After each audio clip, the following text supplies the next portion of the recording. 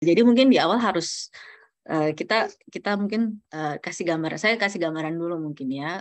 Siapa tahu ada yang belum mengenal sebenarnya yang dikategorikan sebagai lansia itu siapa gitu ya. Ada yang bilang lansia itu yang masuk usia kategorinya 60 tahun, ada yang bilang 65, ada yang bilang 65 sampai 70 dan sebagainya gitu. Tapi kalau menurut undang-undang sendiri di Indonesia gitu yang dikategorikan sebagai lansia atau orang lanjut usia adalah mereka yang usianya 60 tahun ke atas ya.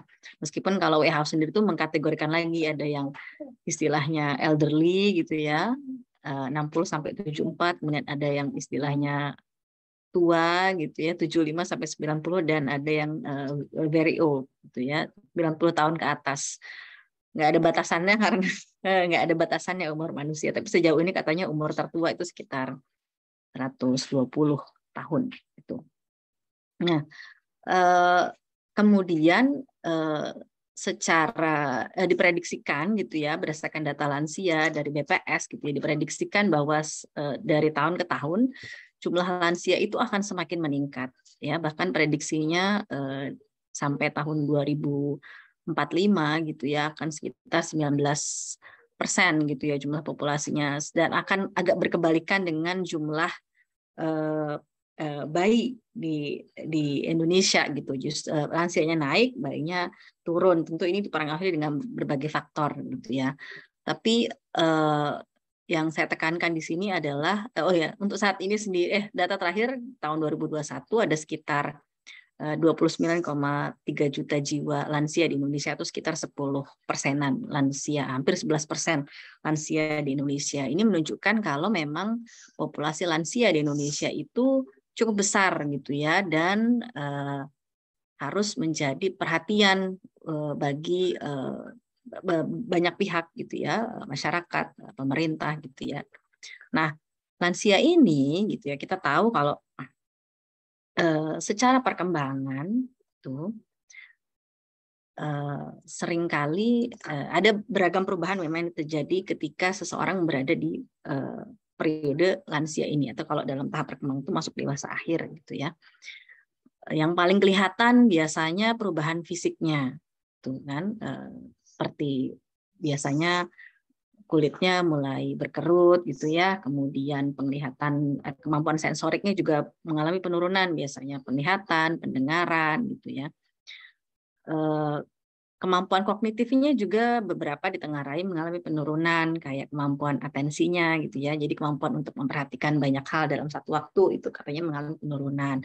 Memori juga, jadi mereka biasanya lebih mudah lupa untuk hal-hal yang sifatnya baru terjadi, tapi lebih banyak ingatannya itu berkaitan dengan hal-hal di masa lampau. Tapi kalau baru terjadi itu biasanya cepat sekali lupanya, gitu ya, sehingga sering dibilang pikun katanya gitu. Nah, kondisi-kondisi perubahan ini yang seringkali diidentikan dengan penurunan itu kemudian membuat lansia itu seringkali mendapat stigma-stigma negatif gitu ya, yang diistilahkan dengan istilah ageism. Jadi ageism ini adalah sikap ya atau diskriminasi terhadap seseorang karena faktor usianya. Ya, sebenarnya tidak hanya lansia, tapi yang sering dapat ini biasanya lansia. Mungkin pernah dialami oleh teman-teman yang kakek atau neneknya di rumah itu, seringkali mungkin kita berkata, udahlah nek di rumah aja gitu ya, nggak usah kemana-mana, nanti sakit, nanti jatuh, atau misalnya nanti hilang kalau pergi sendiri. Nah, itu adalah bentuk sebenarnya adalah bentuk ageism. Jadi kita seolah-olah meremehkan kemampuan lansia gitu ya, karena berasumsi bahwa mereka itu penuh dengan keterbatasan gitu ya. Karena tadi kita merasa bahwa lansia itu berkaitan dengan penurunan dan sebagainya gitu. Hingga kita seringkali kemudian membatasi gitu ya aktivitas lansia, kemudian juga mungkin melarang untuk mereka beraktivitas berat, atau seringkali kalau dalam pekerjaan biasanya ada batasan usia gitu ya. Kalau udah lansia biasanya diminta untuk pensiun gitu kan, seringkali seperti itu. Ya. Nah, kenapa ini kemudian saya paparkan berkaitan dengan konteks komunitas dalam topik sore hari ini, karena harus tahu dulu gambaran bahwa lansia itu seringkali dapat pandangan yang seperti itu. Ya memang betul ada penurunan, tapi sebenarnya tidak selalu seperti itu. Ya berkaitan dengan perkembangan sosial emosionalnya, ya ada beberapa teori yang menyatakan, ada satu teori misalnya activity theory itu menyatakan bahwa sebenarnya semakin besar aktivitas yang dilakukan oleh individu di masa tuanya gitu ya, maka akan semakin jadi dengan seseorang itu terlibat dalam aktivitas gitu ya, maka dia akan lebih aktif, lebih energik ya kan, lebih produktif, dan sehingga ketika dia berada di masa tua dia akan semakin puas terhadap kehidupannya dan lebih baik dalam menghadapi masa tuanya. Gitu. Jadi ada beberapa kondisi memang yang dihadapi ketika seseorang itu memasuki usia lanjut. Yang pertama biasanya dalam pekerjaan, biasanya memang di usia ini itu sudah masanya pensiun gitu ya. Dalam keluarga biasanya usia-usia ini sudah mulai tinggal terpisah dengan anak-anaknya ya, karena anaknya biasanya sudah berkeluarga sendiri, meskipun di Indonesia budayanya itu masih banyak yang tinggal bersama keluarga ya, karena budaya kita adalah budaya komunal, berkelompok gitu ya. Jadi memang masih ada yang tinggal bersama anak, bersama cucu gitu ya. Nah, kemudian apa hubungannya dengan aktivitas gitu ya? Karena dianggap sudah pensiun, kemudian tadi pandangannya adalah bahwa lansia itu banyak keterbatasannya, sehingga banyak orang yang menganggap lansia itu kemudian nggak perlu-perlu amat tuh terlibat dalam masyarakat, karena ya ngapain, fungsinya apa gitu kan. Nah, pertanyaan itu nanti kayak gitu, ngapain, yang ada nyusahin gitu ya. Padahal tadi seperti activity theory, semakin mereka itu aktif di lingkungan, semakin energik, semakin produktif, mereka akan semakin puas dan semakin bahagia dalam menghadapi masa tuanya. Dan ada juga teori selective social emotional selectivity theory itu bilang kalau skupnya lansia itu mungkin tidak akan relasi sosialnya itu mungkin tidak akan sebesar ketika periode usia sebelumnya ya, tapi mereka akan lebih selektif dalam memilih orang-orang yang berinteraksi dengan mereka. Jadi ketika mereka terlibat dalam kelompok, memang biasanya adalah orang-orang yang dirasa dekat secara emosional gitu ya, memiliki kebutuhan yang sama, memiliki minat yang sama. Jadi makanya kemudian mulai tuh banyak kan sekarang komunitas-komunitas lansia gitu ya, termasuk juga di Indonesia yang membentuk kelompok-kelompok, bisa karena kelompoknya dibentuk atas dasar kesamaan minatnya gitu ya, sama-sama hobinya mungkin jalan-jalan atau terlibat dalam keagamaan tertentu gitu ya, atau misalnya karena tempat tinggal gitu ya. Kalau sekarang itu pilihan tinggal untuk lansia itu kan nggak terbatas hanya di apakah bersama keluarga atau misalnya di panti gitu ya, panti werda. Tapi sekarang tuh juga sudah mulai banyak fasilitas-fasilitas kayak senior living. Jadi jadi lansia itu juga ada daycare. Itu kalau kita taunya daycare buat anak-anak, tapi buat lansia itu ada. Jadi fasilitas penitipan tanda kutip ya, maksudnya dititipkan. Jadi nggak tinggal sepenuhnya di situ, tapi dititipkan ketika misalnya pendampingnya yang di rumah itu misalnya tidak di rumah, sehingga agak riskan kalau ditinggal sendiri misalnya, sehingga ditempatkan di daycare-nya gitu ya. Jadi daycare-nya ini ya sama kayak penitipan anak-anak. Jadi ini juga kelompok untuk lansia gitu ya, dengan berbagai fasilitas tentunya. Tapi mereka tidak tinggal di situ ya, hanya pada waktu-waktu tertentu saja. Nah, itu juga bisa jadi terbentuk komunitas. Seperti misalnya komunitas yang ada di daycare, setahu saya ada di Jakarta, seperti Senior Club Indonesia gitu ya. Di Lawang, di RSC Lawang itu juga ada, namanya Adi Yuswa Senior Daycare Center gitu. Jadi memang ada sebuah tempat ya, yang menyediakan fasilitas, termasuk fasilitas kesehatan biasanya ya, untuk berkumpulnya lansia.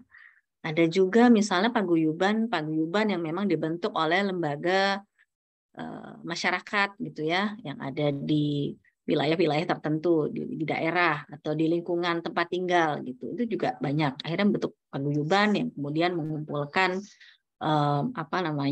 lansia-lansia seperti misalnya kalau nggak salah saya pernah baca paguyuban yang ada di rumah sakit di Pasuruan gitu ya. Saya lupa namanya apa. Sister Peri atau apa gitu. Jadi memang mereka mengumpulkan lansia-lansia yang rutin untuk medical check up, berobat atau sekedar konsultasi gitu ya. Terus dibuat kegiatan yang rutin gitu ya, sehingga kemudian tercipta rasa kekeluargaan gitu ya di antara para anggota komunitasnya. Jadi sebenarnya ada manfaatnya nggak sih seseorang itu, terutama mungkin untuk lansia gitu ya, untuk bergabung dalam sebuah komunitas? Oh ya, banyak gitu ya. Jadi ketika seseorang itu bergabung dalam sebuah komunitas, dan dalam konteks ini adalah lansia, mereka punya kesempatan gitu ya untuk bertemu dengan orang-orang yang serupa gitu ya, dalam artian usianya mungkin, pengalaman hidupnya gitu ya, kan lebih nyambung kan ya. Kalian juga teman-teman mungkin kalau bergabung dalam sebuah organisasi kan biasanya mencari yang anggotanya itu kurang lebih mirip-mirip lah sama kita gitu ya. Karena dalam berkomunikasi jadi lebih nyambung gitu ya. Bisa sharing pengalaman, cerita pengalaman dan sebagainya gitu. Kemudian bergabung dengan komunitas itu membentuk keterikatan secara emosional ya. Kan itu menjalin pertemanan sebenarnya. Dengan ada teman, kita punya teman, kita punya partner untuk sharing gitu ya. Karena lansia itu satu sisi juga banyak yang sudah kehilangan pasangan misalnya, sehingga di rumah tidak ada teman sharingnya. Jadi ketika dalam komunitas mereka memiliki kesempatan untuk kemudian membentuk ikatan secara emosional dengan orang lain ya. Kemudian dengan terlibat dalam komunitas, kan biasanya kalau dalam komunitas tuh banyak kegiatan aktif ya. Dan itu ternyata ketika orang itu aktif akan mampu memperlambat, penelitian menunjukkan bahwa orang yang aktif dan energik itu memperlambat penurunan fungsi kognitif ya, karena tanda kutip otaknya dipakai terus gitu ya. Jadi tetap semangat, tetap energik gitu ya. Bandingkan dengan orang yang setiap hari murung gitu ya, sehingga banyak pikiran, sehingga lebih mudah untuk sakit-sakitan. Dan kemudian ada juga katanya orang yang bergabung dengan komunitas itu lebih sejahtera secara psikologis. Jadi atau istilahnya psychological well-being gitu. Jadi ini adalah sebuah kondisi di mana seseorang itu bisa menerima diri apa adanya, kemudian bisa membentuk hubungan yang hangat dengan orang lain, punya kemandirian ya, bisa mengontrol lingkungan eksternalnya, kemudian punya arti dalam hidup, dan bisa merealisasikan potensi dirinya secara berkelanjutan. Dan yang mungkin paling utama adalah salah satunya mengurangi rasa kesepian gitu ya. Biasanya kalau lansia itu karena aktivitas mungkin sudah tidak lagi bekerja, misalnya dulu kantoran gitu ya, sekarang kan kebanyakan menghabiskan waktu di rumah gitu, sehingga dengan dia bertemu dengan orang banyak, melakukan kegiatan, itu membantu sekali dalam mengurangi kesepian gitu ya. Perasaan kesepian itu soalnya bisa mengganggu ya kan, sehingga jadi banyak sedih dan sebagainya gitu. Jadi dengan dia aktif di komunitas itu sangat membantu sekali dalam mengurangi kesepian. Jadi secara umum memang banyak sekali manfaat yang bisa diperoleh ketika lansia itu terlibat dalam komunitas. Tapi kemudian yang harus di-highlight adalah tidak semua lansia kemudian harus kita paksa ya untuk join dalam komunitas gitu, karena memang ada tipikal-tipikal pribadi tertentu yang memang mungkin merasa lebih nyaman ketika beraktivitas sendiri gitu ya. Jadi komunitas itu baik, tapi tidak kemudian kita generalisir bahwa semua lansia harus ikut komunitas gitu ya.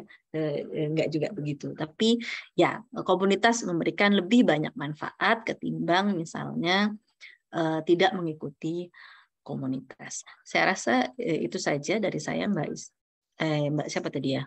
Saya lupa. Mbak Frida, oke, mohon maaf. Terima kasih. Nanti kalau ada pertanyaan, monggo dituliskan atau nanti di sesi tanya jawab silahkan. Terima kasih. Baik, terima kasih Bu Dian atas pemaparan materinya mengenai perlunya komunitas untuk lansia. Baik, untuk selanjutnya bisa langsung ke Pak Sabta saja. Waktu dan tempat saya persilakan, Pak. Oke, terima kasih Mbak Frida. Salam Bu Dian. Tadi penjelasannya menarik banget. Salam teman-teman semua. Saya Sabta dan sekarang saya di Jogja ya. Kayaknya sebagai besar teman di Malang ini. Waktu kemarin dihubungi oleh Mbak Selvia, ada diskusi tentang lansia, saya sangat happy ya. Karena ini ada momen menarik ketika anak-anak muda, teman-teman itu pengen mendiskusikan tentang komunitas lansia. Itu suatu hal yang belum banyak diutarakan, atau itu belum jadi tema diskusi yang familiar untuk anak muda. Biasanya diskusi tentang lansia juga sama lansia atau yang mungkin mau lansia. Oke. Ini ada sedikit slide, sebenarnya bukan materi tapi sekedar pengantar saja ya, pendamping narasi biar nanti saya ngomongnya nggak kebablasan kemana-mana. Oke, ini saya juga kalau tadi Bu Dian share knowledge terkait dengan lansia dan komunitas, ini saya juga pengen share pengalaman dengan komunitas lansia karena saya di Erat Indonesia dan Erat lembaga yang fokusnya ke lansia. Kita salah satunya juga mendampingi lansia untuk membangun komunitas, kemudian juga beraktivitas dan bertemu antar komunitas untuk kemudian bisa mengkreasi sesuatu. Oke, slide-nya sudah ada. Mungkin di tab yang paling kiri itu bisa di-close. Recovery-nya, dokumen recovery-nya biar bisa tampak semua. Nah,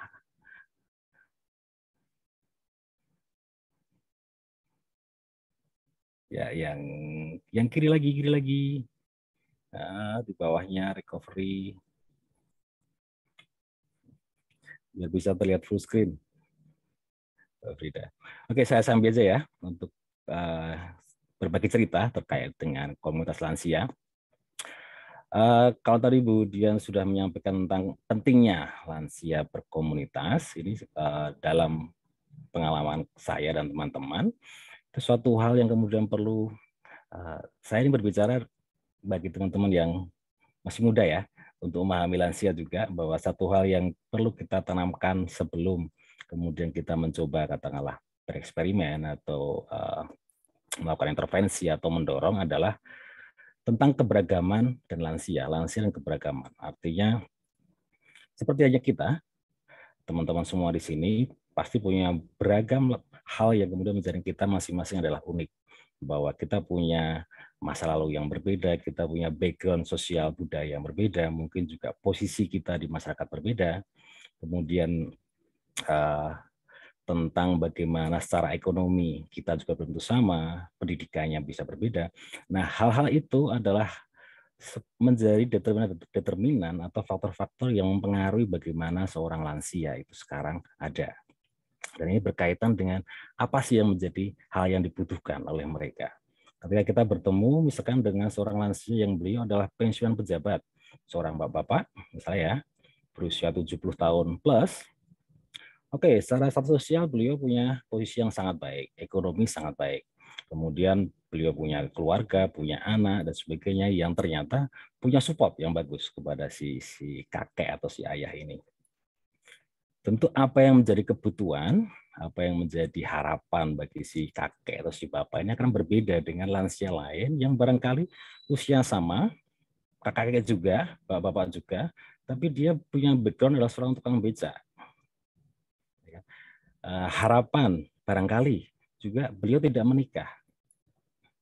Ya, apa yang menjadi harapan dan kebutuhan itu akan sangat berbeda jauh ketika Bapak si mantan pejabat mungkin tidak lagi memikirkan atau menuntut terkait dengan pemenuhan ekonomi atau katakanlah kelayakan karena beliau sudah punya baseline yang aman, sedangkan impian atau kebutuhan si kakek tukang beca ini mungkin sekedar mendapatkan rumah untuk bisa berteduh atau mungkin bertemu dengan orang muda yang menyayanginya, seseorang yang menunggunya dia pulang. Itu adalah keragaman background sebelum kemudian kita akan berupaya memahami ini komunitas lansia ini dibentuk untuk apa dan tujuannya apa. Ketika kita bisa melihat masing-masing individu, itu juga akan berpengaruh pada ini komunitas apa sih? Apakah komunitas lansia yang berbasic pada pemeriksaan kesehatan yang diprakarsai oleh Puskesmas, maka apapun background-nya, yang penting cek tensi atau cek gula dan sebagainya. Mungkin kita bisa tidak begitu banyak terlalu mendetail dengan background masing-masing. Tapi ketika kita bicara komunitas yang real seperti yang teman-teman ini ya, bertemu, berdiskusi, proses bareng, membentuk sebuah komunitas, membentuk sebuah bahkan nanti jadi organisasi atau lembaga, ini sama juga dengan lansia. Jadi ketika lansia bertemu, barangkali kita perlu memperhatikan bagaimana background mereka. Seperti yang kita laksanakan kita terapkan di RAT bahwa di pedesaan dan perkotaan itu punya karakter yang berbeda. Karakter masyarakat rural itu dengan yang lansia, level pendidikannya kadang-kadang tidak banyak yang selesai SD. Sedangkan di kota yang biarpun tidak begitu bagus, tapi itu jauh mendingan. Tapi di desa punya ruang hidup yang lebih baik daripada di kota. Nah, kita mungkin tidak bisa memilih mana yang lebih baik, tapi itu menjadi dasar kita memahami bagaimana kita mendekati komunitas lansia, atau kemudian apa sih yang menjadi dorongan bagi lansia untuk berkomunitas. Nah, pemahaman ini kemudian menjadi dasar kita untuk bisa secara unik memahami apa sih yang dibutuhkan. Pertama, kebutuhan, apa yang diharapkan dan apa yang diinginkan ya. Saya membedakan antara kebutuhan, harapan, dan keinginan karena kita bisa punya keinginan macam-macam. Kita bisa pengen punya rumah besar dan sebagainya. Dan yang kita butuhkan adalah sebuah rumah yang sederhana dan simpel itu. Oke, bisa slide berikutnya. Ya, nah satu hal yang dalam pengalaman kami bersama RAT itu memang ada beberapa karakter lansia yang kemudian kita dorong untuk berkomunitas, seperti tadi disampaikan Budian, berkomunitas itu bisa menjadi sebuah ruang untuk membangun macam-macam. Satu hal yang kita lihat penting adalah terkait kerentanan pada lansia. Ketika banyak lansia yang mereka sangat berbahagia dianugerahi umur panjang, ya kan 70 plus, 80 plus, tapi kemudian mereka mencapai umur panjang, namun tidak ada orang lain yang ada di sekitarnya. Nah, seperti si Mbak ini, beliau tidak menikah, tidak punya anak dan cucu dan sebagainya. Beliau tunanetra, hidup sendiri di desa di Gunung Kidul. Kemudian secara statistikal kehidupan beliau bisa dikategorikan adalah sangat rentan ya, sangat rawan. Tapi kalau teman-teman lihat ekspresi Mbak itu kan ada suatu hal yang keceriaan, ada sebuah senyum yang tersimpan di situ. Karena dalam kita memahami lansia bahwa betul ini dalam konteks pedesaan pada situasi-situasi di mana para lansia ini memang memiliki banyak keterbatasan yang mana itu kemudian sangat susah untuk kemudian kita merubah. Kalau misalkan begini, situasi kemiskinan yang dihadapi teman-teman misalnya mohon maaf misalnya Mbak Frida mengalami kesulitan ekonomi, ya kan masih muda, masih powerful, kemudian Mbak Frida belajar bisnis atau melanjutkan mungkin mencari inspirasi, Mbak Frida bisa membuka kesempatan bisnis atau bisa bekerja, akhirnya dapat penghasilan, dapat pengetahuan baru, kemudian bisa katakanlah merubah keadaan. Namun pada lansia, terutama dengan kerentanan situasi khusus, Ini suatu hal yang sangat sulit. Kita tidak bisa memaksa lansia untuk bekerja lagi. Pertama secara usia, dan kalau secara kita melihat kebijakan secara internasional, ruang global, Indonesia sering dikritik sebagai negara dengan proporsi lansia yang bekerja itu sangat banyak. Itu menandakan adanya sistem sosial yang menjamin bahwa lansia itu bisa menikmati hidupnya. Nah, kita tidak bisa memaksa si mbah ini untuk bekerja. Kemudian juga ada banyak keterbatasan yang membuat beliau itu tidak mudah untuk bekerja. Lalu bagaimana kita bisa mengcover atau katakanlah menjangkau mereka, atau kemudian juga memberikan sebuah dukungan-dukungan? Salah satu metode atau pendekatan yang kami gunakan adalah dengan mendorong para simba ini untuk membangun komunitas, untuk kemudian juga terlibat dalam komunitas. Karena mungkin kita tidak akan berbicara tentang bagaimana komunitas ini mengentaskan kemiskinan. Tapi pada ruang-ruang kehidupan yang lain, yang tadi dijelaskan kemudian tentang aspek psikologis, tentang well-being-nya, tentang bagaimana, oke, saya miskin, saya tidak punya anak, saya tidak punya listrik di rumah, tapi saya bisa senang ketemu teman-teman saya bisa bercerita, ada yang mendengarkan. Sedikit bisa happy, bahagia. Suatu hal yang bukan mulu-mulu, tapi suatu hal yang sebenarnya sangat mungkin untuk kita jangkau sebagai pendukung lansia ya, yang masih belum lansia, yang masih bisa mendorong perubahan bagi lansia. Oke, bisa gambar selanjutnya. Ya, ini simba yang sama tadi. Dalam aktivitas pertemuan bersama lansia yang lain. Aktivitas pertemuan komunitas lansia ini kalau dalam pengalaman kami erat, itu adalah tidak formal sifatnya, tapi lebih kalau misalnya teman-teman nongkrong bareng ya, dengan sesama teman, atau mungkin ya teman lama dan sebagainya, untuk bisa berbicara. Jadi ketika kita mengasumsikan bahwa ada banyak problem yang dihadapi lansia, maka perlu sebuah ruang di mana dalam ruang tersebut memberikan atau menggaransi adanya kesediaan untuk mendengarkan, kesediaan untuk kemudian saling menguatkan, dan akan semakin istimewa ketika kemudian bisa bergerak bersama mencapai suatu. Itu suatu hal yang dalam pengalaman kami adalah sangat mungkin mengajak para lansia untuk bertemu, karena dalam beberapa tinjauan dalam riset yang kami buat juga, pertama, karena saya belum lansia juga ya, dan teman-teman banyak juga belum lansia, melihatnya, oke, si mbah ini beliau punya problem ekonomi, punya problem fisik, kesehatan. Kita membayangkan tentunya yang paling banyak dikeluhkan atau disampaikan oleh si mbah itu kendala adalah ekonomi dan kesehatan. Tapi ternyata tidak. Di pedesaan kita menemukan bahwa yang paling mereka harapkan itu sebenarnya adalah ruang interaksi. Jadi bukan soal sakit itu tidak sembuh, tapi sakit tidak ada yang menengok, tidak ada yang menanyakan. Itu suatu bagi kami adalah sebuah temuan besar bahwa sebenarnya kita masih punya ruang yang luas untuk kemudian berperan, untuk berkontribusi, untuk kemudian juga meningkatkan tadi istilahnya subjective well-being, bahwa apakah saya masih diperlukan dalam hidup ini.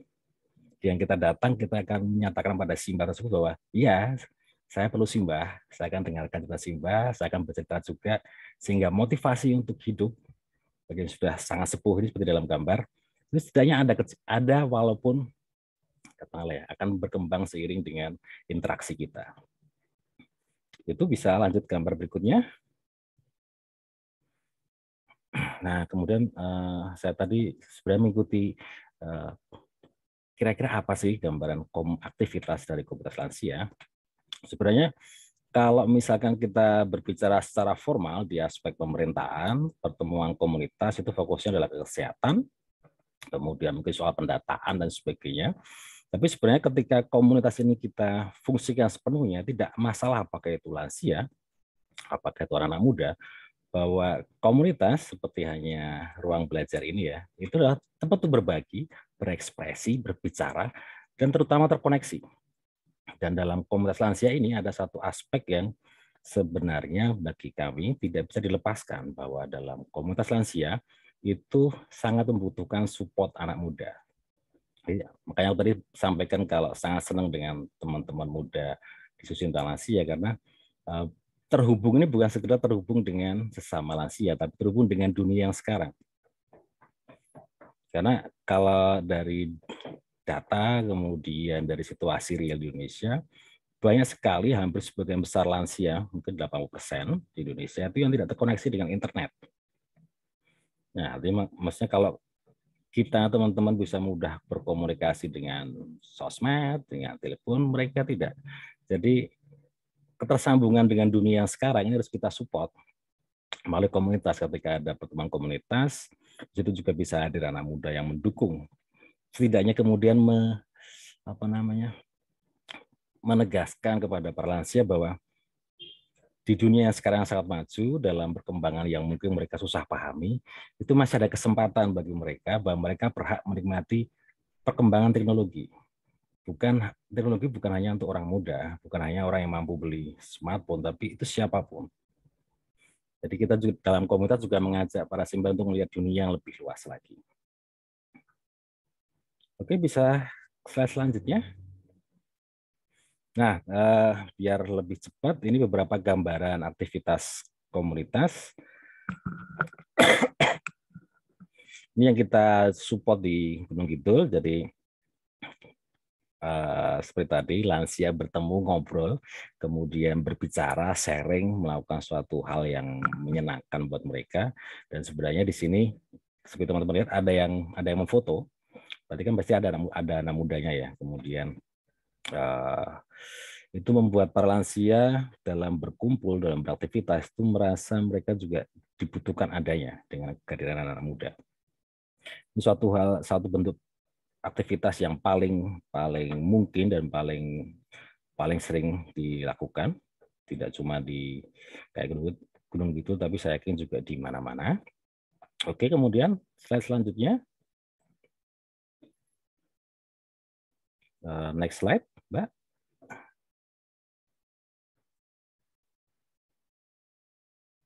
Oke, nah hal yang kemudian satu hal yang seringkali menyulitkan bagi lansia untuk berkomunitas itu adalah banyak dari para lansia yang tidak mampu lagi datang.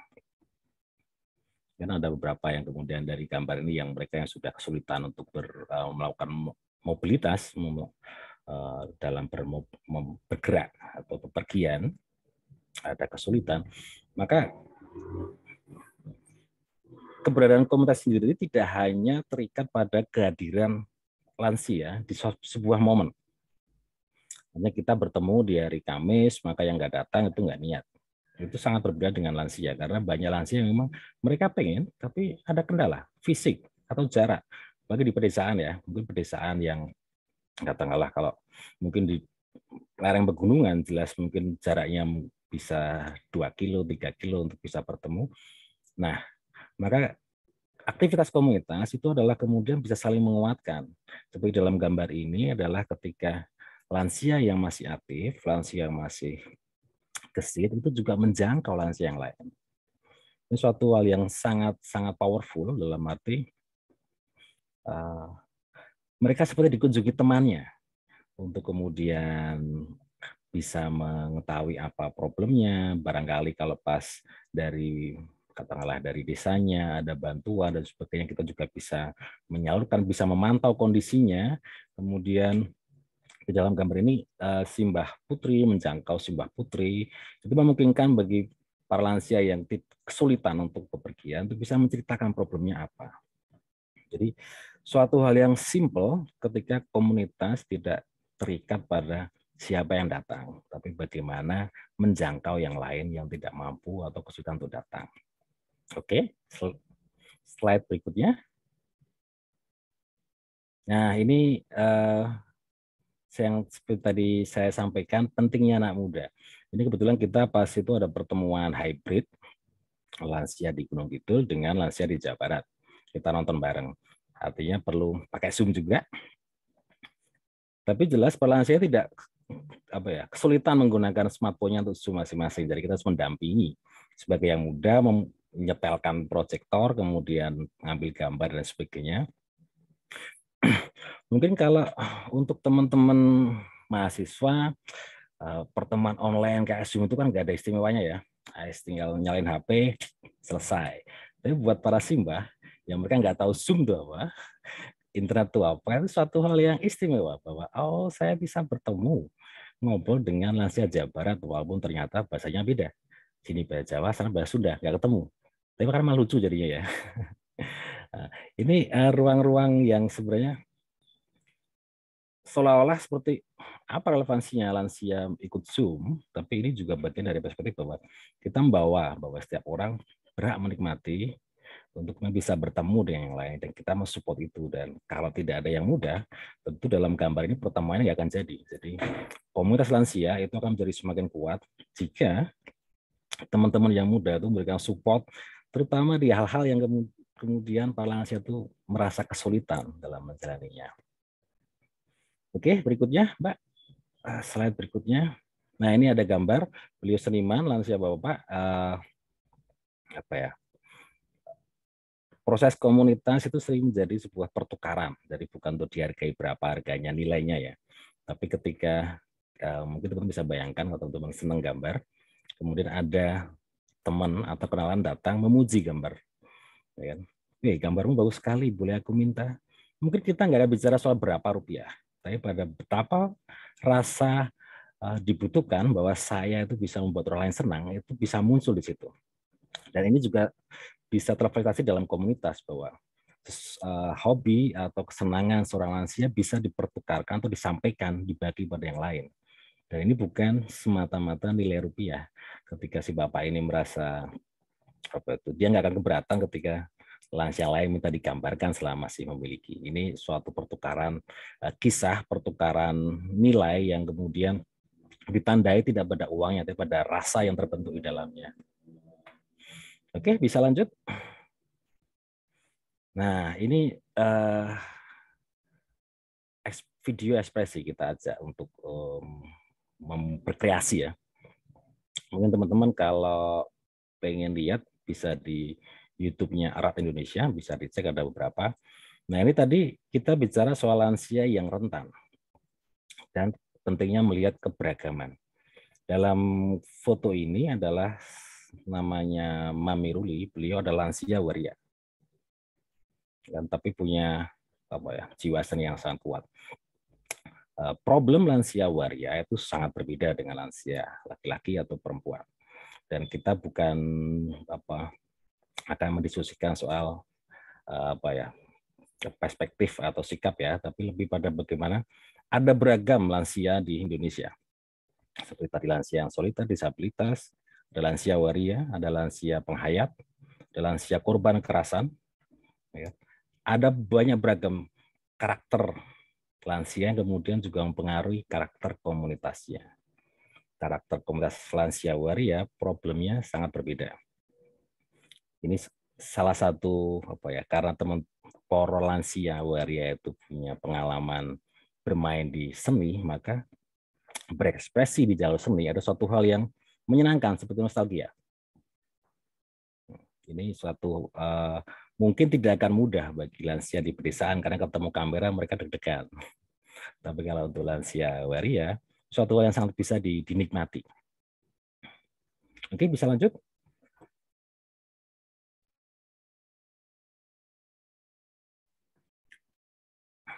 Ya, ini juga masih sedikit kisah terkait dengan lansia waria. Ini adalah kita mencoba mengajak rekan-rekan para waria senior untuk belajar membuat pendokumentasian. Sebab sebenarnya ada banyak sekali kisah yang mereka miliki, kemudian ada banyak sekali dinamika kehidupan yang mungkin tidak dapat tidak dialami oleh lansia lain, sehingga paling tidak bisa mencatat. Nah, ini kan suatu kita menempatkan komunitas sebagai ruang untuk belajar ya, untuk berkembang, bahwa sudah lansia, kemudian dia juga waria, kemudian juga ternyata tidak sekolah, apakah bisa membuat video-video, kemudian membuat catatan-catatan harian? Ya, kalau tidak bisa tidak apa-apa, tapi yang penting kita coba, kita dorong ya, kita ajak supaya bisa. Ini suatu hal yang Ketika kita punya perspektif humanitarian, kita mengutamakan aspek kemanusiaan, gagal itu adalah suatu hal yang siap kita hadapi, namun secuil capaian, keberhasilan adalah hal yang pasti kita rayakan. Oke, selanjutnya, Mbak. Ya, next saja, lanjut. Berikutnya. Ya, itu sekilas kisah pengalaman dari saya dan teman-teman di RAP tentang komunitas lansia. Namun yang jelas bagi teman-teman di sini yang masih, saya yakin seperti tadi Budian menyampaikan, masih mahasiswa ya, kecuali saya. Ya, ada banyak hal yang bisa kita lakukan, terutama teman-teman yang muda, untuk bisa mensupport komunitas lansia. Kalau misalkan lansia bertemu, kemudian mereka yang sekarang ini banyak, fokusnya misalkan senam lansia, pemeriksaan kesehatan, betul itu sangat penting. Senam itu baik untuk lansia, untuk menjaga tubuhnya tetap baik, tetap kondisi sehat, kemudian pemeriksaan itu juga penting. Namun sebenarnya komunitas lansia itu bukan hanya itu saja. Jadi sama juga dengan teman-teman bertemu dengan teman. Misalkan Mbak Frida bertemu temannya, ngobrol bareng, diskusi bareng, sama untuk lansia. Hanya mungkin mereka punya hal yang berbeda yang dibicarakan. Ketika teman-teman diskusi dalam forum ya, atau ketika komunitas tentang sebuah isu, tentang problem kuliah, atau mungkin problem cinta, ya, lansia juga punya tema-tema, hanya mungkin berbeda. Bagi lansia di desa yang mereka katakanlah ya tidak banyak pengetahuan tentang luar, mungkin tidak serumit itu. Mungkin mereka berbicara tentang hasil tanam, tentang tetangga yang kemudian kurang peduli dan sebagainya.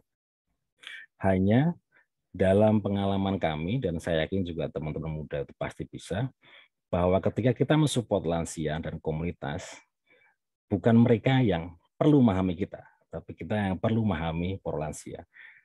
Seperti tadi disebut Budian, bahwa menjadi lansia itu kadang-kadang sudah mengalami, bukan kadang-kadang ya, hampir pasti mengalami penurunan, menjadi mungkin tidak bisa menahan diri, ketemu anak muda punya cerita, menjadi lupa. Tapi siapa sih yang pengen jadi pelupa? Nggak ada. Semua orang tidak pengen lupa. Jadi mereka lupa bukan karena pengen lupa. Jadi dalam konteks bangun komunitas, ada banyak hal yang bisa kita support, tapi yang paling utama adalah kesediaan untuk mendengarkan, kemudian memberikan dukungan, perhatian utama, yang utamanya adalah perhatian untuk kemudian lansia bisa semakin aktif, dan endingnya adalah berharap untuk bisa mendapatkan secuil kebahagiaan. Walaupun mungkin tidak banyak ya, karena dunia ini sangat dinamis, tapi paling tidak ada sebuah harapan untuk bahagia dalam komunitas. Demikian dari saya, Mbak Frida. Terima kasih, nanti sambung pas diskusi.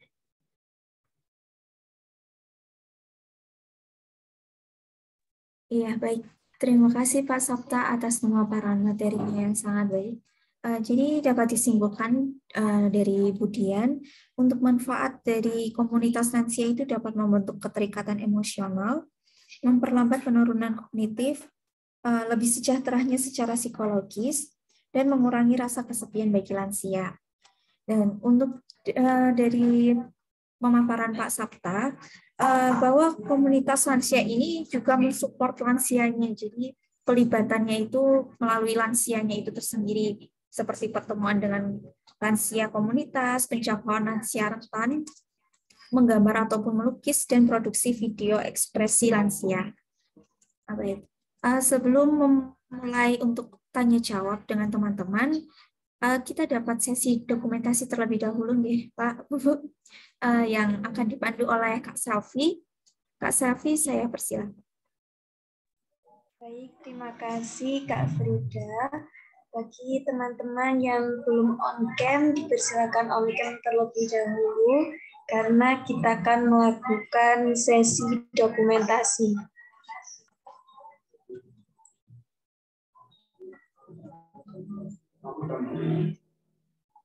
Baik, mungkin dari Kak Lulut Ardi Putra bisa on cam. Halo. Oh, Mas di dalam. Ya.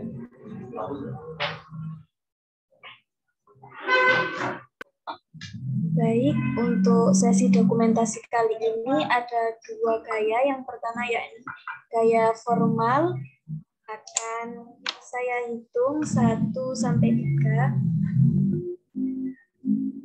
1, 2,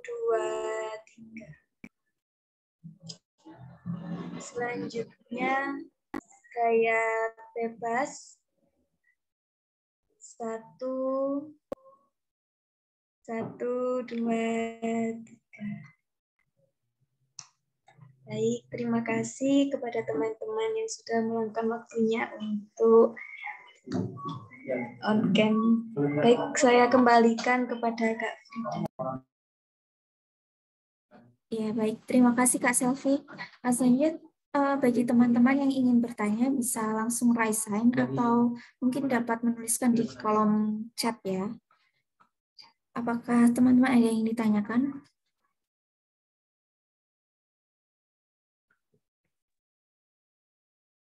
Kalau pematerinya yang nanya boleh nggak? Oh, boleh Ibu. Mungkin ada yang ingin ditanyakan atau didiskusikan Boleh, bersama boleh. Ibu, boleh.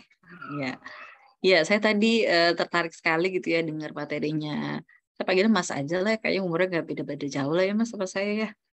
Mas Sabta, ya ternyata komunitas itu kalau di lapangan memang tidak seindah teorinya gitu ya. Gitu. Tapi ternyata memang terbukti kan bahwa memang manfaatnya banyak. Tapi saya ingin tahu ini berkaitan dengan komunitas erat ini untuk kegiatan-kegiatannya gitu biasanya untuk pembiayaan atau ini gimana? Apa swadaya atau gimana Mas Sabta?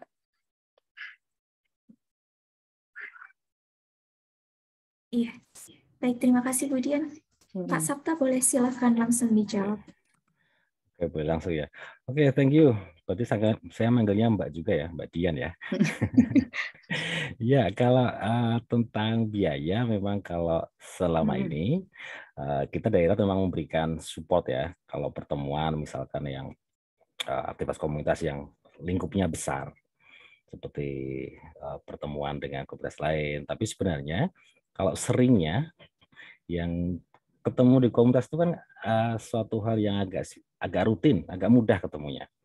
Jadi kalau misalkan pas ada apa ya namanya, misalnya seperti buka bersama, itu kan pasti besar. Jadi memang juga ada dukungan dan kenyataan yang menarik bagi kami itu sebenarnya di masyarakat itu pasti nanti banyak yang berkontribusi, warga sekitar. Nah, jadi ketika seperti yang di Gunung Kidul kemudian mau mengunjungi karena simbah lansia itu ada yang misalnya kurang sehat atau bagaimana, itu tidak sedikit yang kemudian menawarkan bolehkah menitipkan atau bolehkah berkontribusi, karena sebenarnya ketika kita bicara misalkan kita mendukung lansia bertemu untuk saling ngobrol, itu akan sulit pihak yang keberatan. Dan dalam realitasnya kami sih merasa dukungan dari orang-orang sekitar, dari masyarakat itu cukup mudah didapat, misalkan mulai tempat, kemudian anak muda yang mau dengan ikhlas menjemput tetangganya simbah-simbah, ya kan? Kalau untuk ketemu di desa kadang-kadang rumah simbah ini 1-2 kilo ya, Mbak ya. Jadi ada anak muda yang kemudian ikut menjemput, itu kan suatu bentuk dukungan, mungkin tidak berupa uang atau apapun, tapi kontribusi itu kita merasa itu ada di masyarakat kita. Jadi salah satu power dari masyarakat kita yang punya watak kolektif, punya kecenderungan keterikatannya tinggi adalah tidak sulit untuk mendapatkan support dan dukungan untuk aktivitas dalam konteks ini terkait lansia. Jadi kalau misalkan ada banyak tetangga lain yang cukup kaya makmur, itu sepertinya juga akan lebih memudahkan lagi untuk mendapat dukungan. Gitu, Mbak Dian. Oh, berarti untuk mengumpulkan lansia ini dalam kegiatan-kegiatan ini apakah mereka ada dikumpulkan datanya gitu atau gimana Mas Sabta? Nah, itu problemnya kalau di sini yang kita dapati, data lansia itu masih data yang tidak jelas di level misalkan kabupaten ya, di Dukcapil atau di SOS, itu mungkin beliau sudah meninggal 2 tahun silam masih disebut ada itu.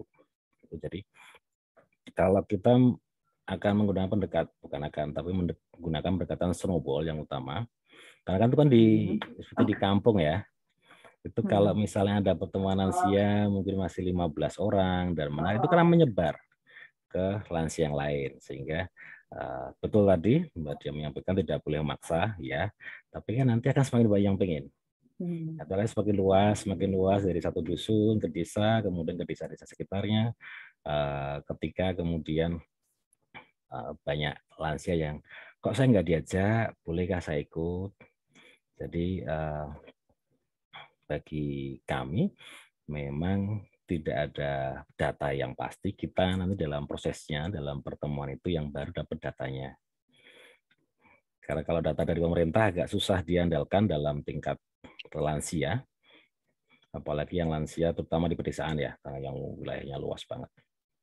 Jadi mungkin sering-sering jalan-jalan, muter-muter pakai motor itu bisa ambil mantau ada lansia di sana, mungkin bisa kita ajak dan sebagainya. Ya, baik. Ya, siapa tahu nanti mungkin semester depan sih mata kuliah gerontologi itu kan ada mata kuliah gerontologi itu Mas. Siapa tahu nanti bisa kerjasama kok jadi offering ini. Misalnya kerjasama mengundang dari jenengan gitu ya, nanti mungkin lewat Zoom sama mahasiswa gitu, sharing tentang seperti apa sih komunitas lansia yang ada di sana gitu Mas. Siapa tahu dapat insightful anak-anak kemudian tergerak untuk bikin komunitas mungkin di Malang gitu kan ya. Terima kasih Mas. Sama-sama Mbak Dian. Baik, terima kasih Bu Dian. Apakah teman-teman yang lain ada yang ingin bertanya?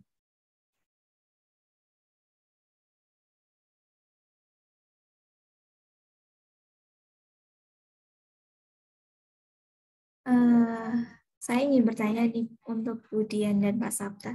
Saya terkait dengan penjangkauan lansia rentan.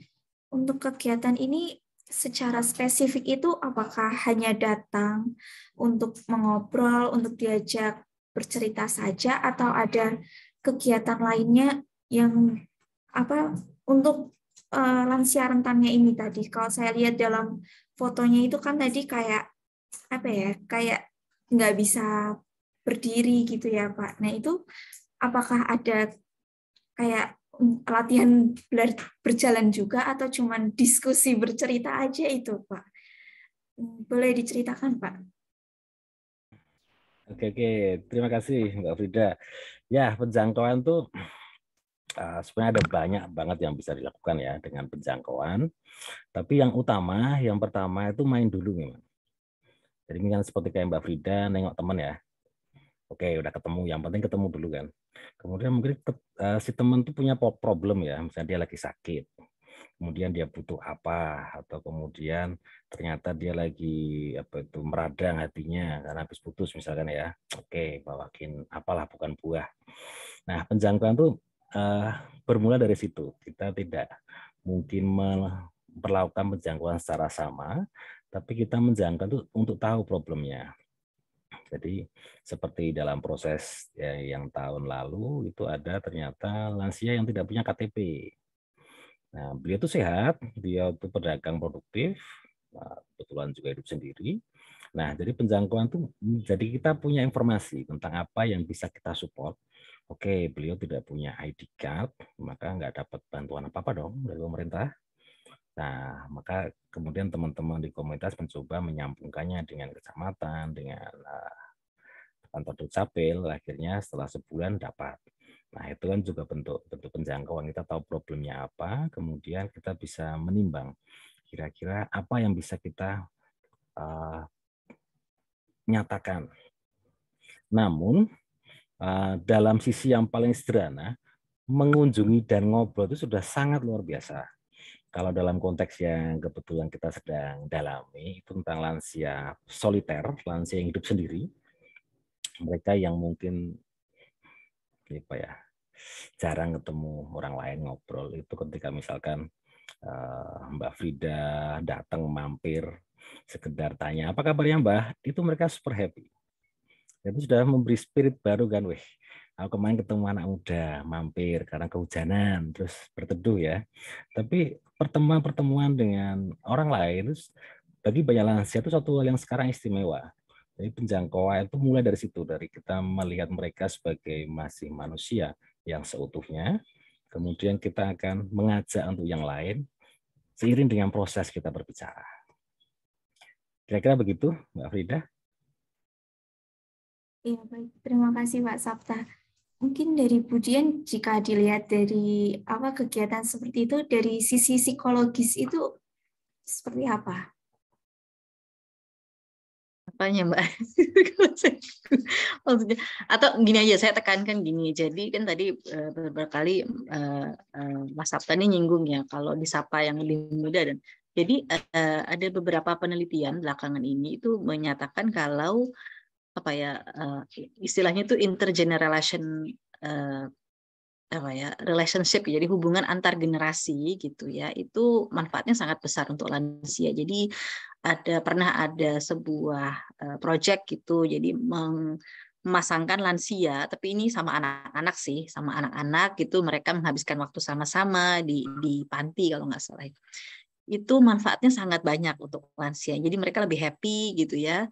Anak-anaknya juga happy gitu karena jadi mereka jadi lebih caring. Jadi hubungan antar generasi ini positif gitu. Nah, jadi nggak ada salahnya juga gitu kalau kalian itu. Jadi kebetulan di perkuliahan kemarin itu kami mengundang di kuliah sebagai kuliah tamu gitu ya, ada namanya Eyang Wiwi gitu, mungkin ada yang kenal gitu ya, karena cukup aktif di Malang gitu. Dia cerita sebenarnya apa sih yang paling bikin sedih kakek nenek itu adalah ketika nggak direspon sama cucunya gitu ya. Jadi mereka kan anak-anak sekarang tuh sibuk ya sama gadget dan sebagainya, itu sedih loh kakek neneknya karena dicuekin gitu. Jadi hubungan antar generasi dengan lansia itu penting gitu ya. Jadi kalian tetap jaga hubungan positif ya sama kakek neneknya, jangan terus ada kakek ada nenek di rumah males ntar ngomel mulu gitu ya, jangan ya, sedih, diajak komunikasi, diajak ngobrol gitu ya, mereka akan seneng banget. Oke, itu sih paling saya tanggapannya kalau berkaitan dengan kalau yang maksudnya psikologisnya ini Mbak Frida apa maksudnya? Sudah tersampaikan sih Pak. Oh, untuk pemahaman saya ya seperti itu. Ya, terima kasih Budian. Ini ada pertanyaan dari Kak Selvi untuk Pak Sabta. Kan seringkali dari orang tua jika sudah berusia lanjut sikapnya berubah layaknya anak kecil. Nah, kalau dari Pak Sabta sendiri pengalaman di erat bagaimana serta cara mengatasinya itu bagaimana? Ya, thank you pertanyaannya. Ya, tadi kalau mungkin Mbak Dian bisa menjelaskan ya, mungkin kalau menganggap anak kecil itu termasuk ageism tadi, kita melihat orang tua yang merepotkan. Tapi sebenarnya kalau dalam pengalaman kami, ada sedikit problem dalam istilah tersebut. Di masyarakat ya, common sense kita bilang bahwa menjadi lansia itu seperti jadi anak-anak lagi. Tapi kalau misalkan barangkali secara psikologis, grafik, keprimanan seorang itu ketika mungkin dari kecil seperti di bawah, kemudian naik ketika dewasa, mungkin umur 40, 50, kemudian mulai turun ketika lansia. Artinya mulai dari kemampuan berpikir kognitifnya, kemudian juga fisiknya, mungkin emosionalnya. Kalau misalkan waktu masih belum lansia, masih tidak kesulitan menahan keinginan ya, aku pengen es krim, nggak boleh nanti gulanya naik ya kan. Tapi kalau lansia asumsinya itu juga pasti akan menurun. Nah ini kemudian yang sering disangkutkan dengan kok seperti anak-anak ketika kalau punya keinginan tuh harus, kadang-kadang hal sepele mungkin kalau teman-teman ketemu kakek nenek tadi ini kok sekedar mungkin karena pakai baju kurang rapi atau kemudian kita lupa membelikan apa itu beliaunya kemudian marah. Nah, pertama dari aspek tadi ada penurunan, sehingga kendali-kendali atas diri juga akan mulai berkurang. Kemudian yang kalau dalam proses kami yang sebenarnya lebih apa ya, mungkin tidak teoritik ya, tidak banyak berbasis teori, adalah ini masalah cara pandang ya. Jadi dalam banyak lansia itu kan dunianya menyempit. Mungkin kalau kita bicara lansia seperti anak-anak, mungkin kita nggak akan bilang begitu kalau kita ngomong soal Pak Ma'ruf Amin, Pak Pres kita. Beliau masih tajam, ya kan? Itu khusus spesial. Pak Jokowi juga, ya kan? Banyak politikus yang masih tajam. Nah, mereka lansia juga, tapi problem itu nggak muncul karena itu lansia yang khusus yang masih punya ruang sangat besar. Tapi lansia yang umumnya itu ruangnya menyempit. Ketika dulu bekerja, sekarang tidak lagi bekerja, dulu punya teman, temannya sudah entah di mana, dulu masih kuat kemana-mana, sekarang nggak mampu lagi membaca, dulu katakanlah kuat 3 jam, paling sekarang setengah jam membaca, mata sudah berair. Jadi dunia itu semakin sempit. Sehingga apa yang penting bagi lansia itu kadang-kadang menjadi beberapa hal saja. Beda dengan yang muda ya. Kita bisa kemana-mana, bisa melakukan apapun dengan bebas karena masih punya akses, power, kemudian juga fleksibilitas. Bagi banyak lansia itu tidak lagi ada.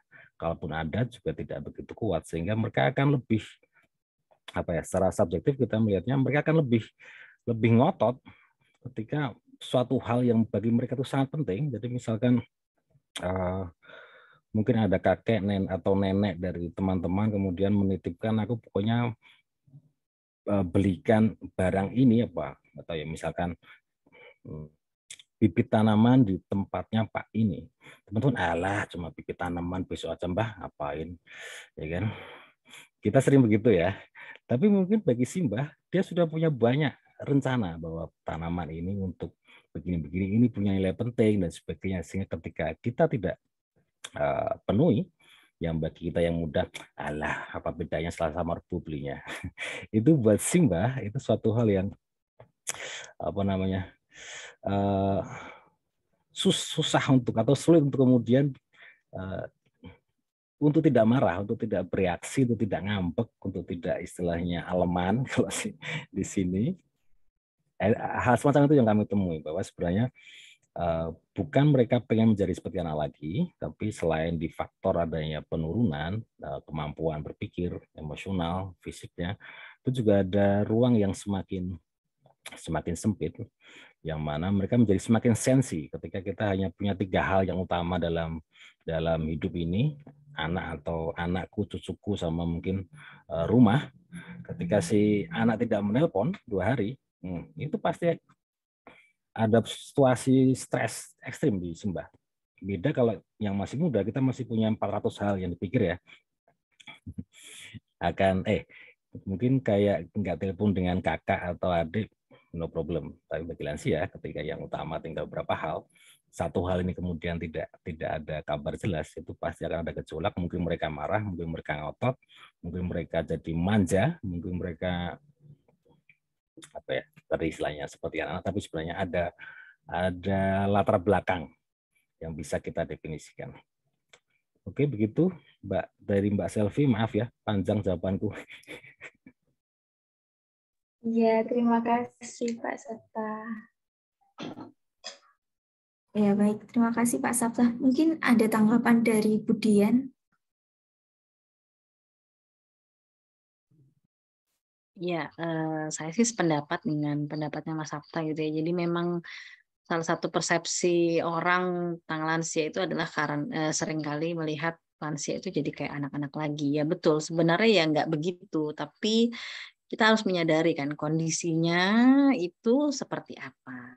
Gitu ya. Kalau dulu mungkin biasa sibuk luar biasa gitu ya. Jadi mungkin kalau tadi ditelepon anaknya ya nggak apa-apa, masih banyak yang dipikirin. Tapi begitu udah nggak ada yang dikerjakan, maksudnya dalam artian aktivitasnya sangat berkurang gitu ya. Kemudian koleganya juga semakin berkurang, aktivitasnya berkurang, terus dia butuh perhatian, orang itu kan pengen diperhatikan ya gitu ya. Anakku kok nggak tahu nelpon, apa nggak sayang lagi, jadi lebih peka memang. Lansia itu jadi lebih peka gitu ya. Kebetulan ibu saya juga, orang tua saya juga udah masuk dalam kategori lansia, tapi karena masih aktif gitu ya, kebetulan ibu saya belum pensiun gitu. Jadi ya anaknya nggak nelpon ya bodo amat gitu. Tapi kalau udah 2 hari ini anak mana ya gitu ya. Dan beberapa hal saya sadari memang kalau dulu mungkin sesuatu hal yang biasa aja jadi sedikit lebih sensitif memang, lebih perasa gitu. Jadi ya bukan kemudian jadi lebih anak-anak, enggak, tapi memang ada perubahan-perubahan yang kemudian membuat mereka jadi seperti itu dan harus kita pahami dan maklumi gitu. Jadi harus banyak bersabar memang ketika menghadapi orang yang lebih tua gitu ya. Itu aja sih saya, Frida. Iya, baik. Terima kasih, Bu Dian. Apakah dari Kak Selvi ada tanggapan lagi yang masih ingin didiskusikan?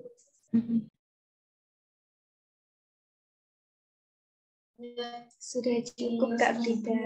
Terima kasih Bu Dian dan Pak Sabta. Ya, baik. Terima kasih Kak Selvi. Karena waktunya sudah mau habis, sebelumnya terima kasih kepada Pak Sabta dan Bu Dian yang sudah menjadi narasumber dalam kegiatan hari ini. Dan terima kasih juga kepada teman-teman yang sudah menyimak dengan antusias dan menyempatkan waktunya untuk hadir pada kegiatan sore hari ini. Mungkin saya dapat menyimpulkan sedikit seperti yang tadi. Untuk manfaatnya, jadi dari komunitas lansia ini bisa menimbulkan psikologis dari lansianya, jadi lebih bahagia, lebih senang, lebih mengekspresikan diri, lebih emosional karena bertemu dengan lansia bersama. Jadi bisa saling berdiskusi bersama, bercerita bersama, dan membahas mengenai hal-hal yang sama-sama tidak diketahui. Sekian dari saya yang dapat saya sampaikan. Mungkin jika ada salah kata, baik disengaja maupun tidak, saya mohon maaf. Terima kasih sekali lagi kepada Pak Sabta dan Bu Dian yang sudah memberikan materi yang sangat baik pada sore hari ini. Semoga pemaparan materi, jawaban yang telah disampaikan dapat bermanfaat bagi teman-teman lainnya. Terima kasih, saya kembalikan kepada MC.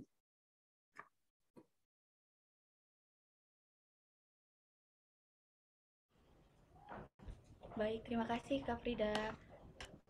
Alhamdulillah kita telah sampai di penghujung acara. Terima kasih kepada Ibu Dian dan Pak Sabta ya yang telah memberikan ilmu dan pengalamannya kepada kita, kepada moderator serta para peserta yang telah menyimak dari awal hingga akhir. Semoga ilmu yang didapatkan dapat diaplikasikan dalam kehidupan sehari-hari. Baik, sebelum Bapak dan Ibu serta rekan-rekan sekalian melanjutkan aktivitasnya masing-masing, dimohon untuk kepada para narasumber ya, Ibu Dian dan Pak Sabta memberikan kesan pesannya untuk kegiatan pada sore hari ini. Silakan. Siapa? Saya duluan. Oke. Ya, pesan-pesan ya. Oke, ya mengingat tadi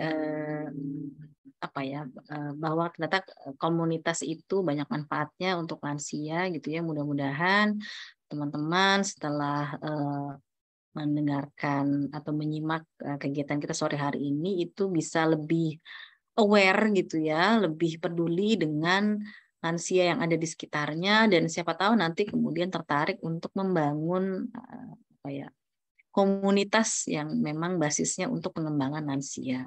Itu sih. Nggak usah yang muluk-muluk lah. Sekitar aja dulu, dekat rumahnya gitu ya. Atau keluarga lansia, keluarganya yang lansia gitu ya, supaya mereka bisa lebih produktif dan juga lebih bahagia.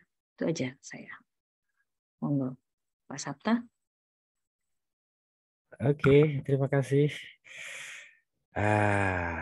Ya, saya juga sangat senang dengan teman-teman yang sudah di sini belum lansia tapi bicara lansia. Yang jelas dalam setiap kita berharap, kita punya doa, selalu ada harapan untuk panjang usia, untuk panjang umur.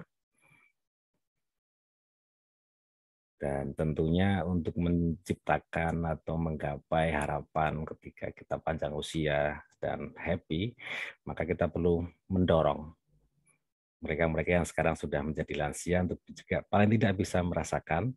Dan saya sangat happy ada teman-teman di sini paling tidak punya ketertarikan tentang lansia, karena memang yang utama semoga teman-teman besok kira-kira ada waktu luang, waktu senggang untuk memperhatikan lansia di sekitar.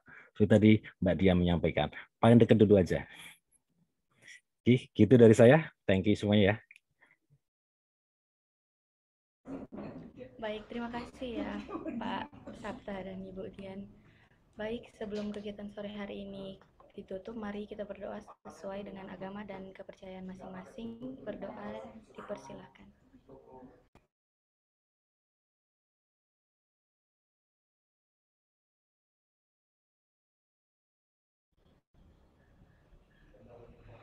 Berdoa dicukupkan. Sekian untuk hari ini. Saya mewakili relawan yang bertugas menyampaikan mohon maaf atas salah kata dan perbuatan. Wassalamualaikum warahmatullahi wabarakatuh. Dipersilakan kepada Bapak. Waalaikumsalam warahmatullahi wabarakatuh. Dapat melanjutkan aktivitas.